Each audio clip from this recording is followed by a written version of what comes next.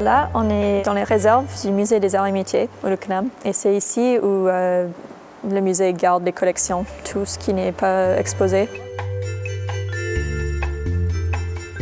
Alors, il y a plusieurs objets en métal peint dans les réserves, mais pour notre projet, on se concentre plutôt sur les objets qui datent de la période du 19e siècle jusqu'au début du 20e siècle, pour avoir des peintures qui sont à base d'huile, plutôt huile de lin.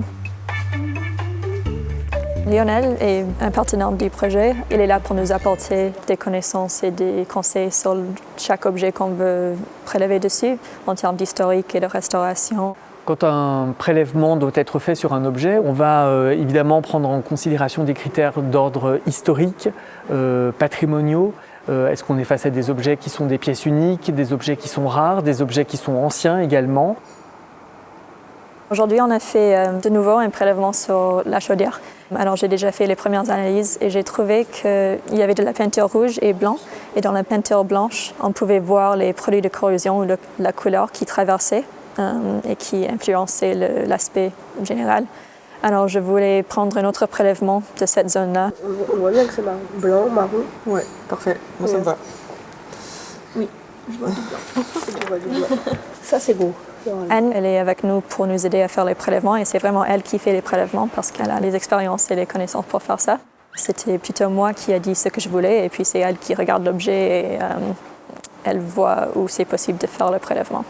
On fait des prélèvements d'1 millimètre carré, c'est l'idéal, on arrive à avoir ce qu'il faut. L'échantillon parfait, c'est quand il y a toutes les couches que l'on voit sur l'objet ou toutes les couches qu'on cherche à observer.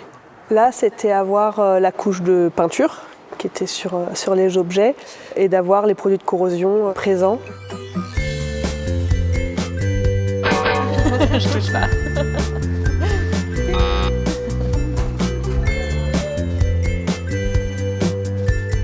Un autre objet qu'on a prélevé dessus pour la première fois aujourd'hui, c'est un modèle d'une locomotive Mathieu Meuret.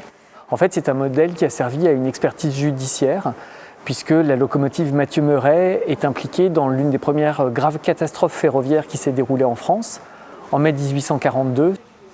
Pour moi, c'était intéressant parce que dans le constat d'état qui a été fait en 2016, c'était écrit qu'il y avait de la peinture verte, noire et grise. Parce que ça me paraît plus blanc comme métal. Je commence à reconnaître un peu les peintures typiques qui étaient utilisées sur ce genre d'objets.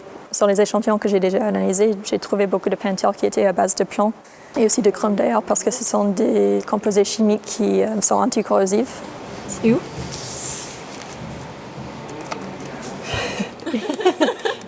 Sur la mobilette, on a réussi à avoir le métal et la couche de polychromie. Ben aujourd'hui, je suis très contente qu'on a pu prélever un stratigraphie complet. Alors ça veut dire le métal, corrosion, peinture, parce que c'est le premier échantillon comme ça qu'on a. Elle doit être d'une nature différente. Celle-ci, je ne sais pas. Peinture verte, c'est peu d'origine.